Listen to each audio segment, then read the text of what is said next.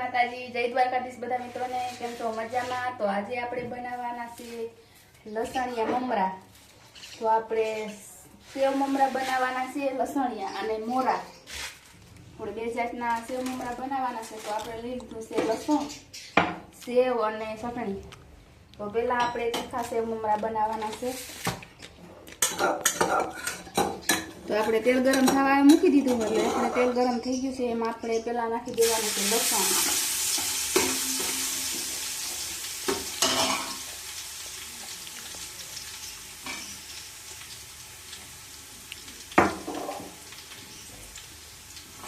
અને લસણ આપણે થોડીક વાર તેલમાં કડવા દઈશું.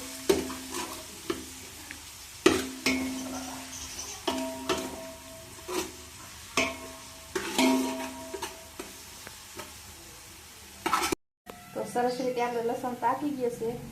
અને તો આપણે એમાં નાખી દઈએ ચટણી. આપણે જેટલો તીખા રાખવા હોય એટલા. અને થોડુંક આપણે નાખી દેવાનું છે મીઠું.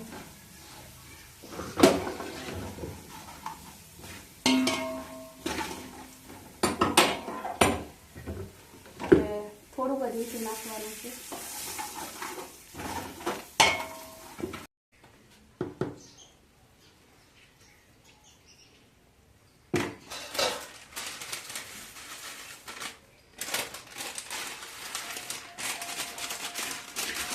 તો આપણે ચટણી લસણ વાળો વઘાર નાખી દીધો છે. અને સરસ રીતે મિક્સ કરી લઈએ.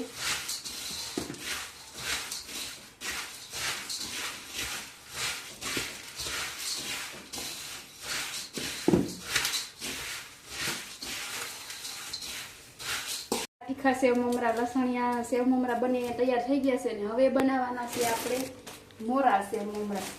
તો આપણે તેલ ગરમ થવા મૂકી દીધું છે.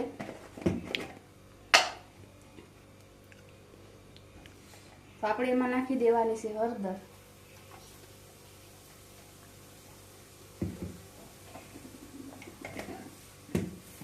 અને થોડુંક મીઠું.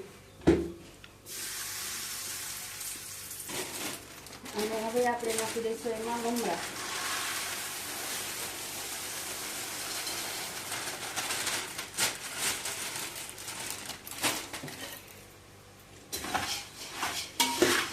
અને સરસ રીતે આપણે મિક્સ કરી દઈએ મમરાને.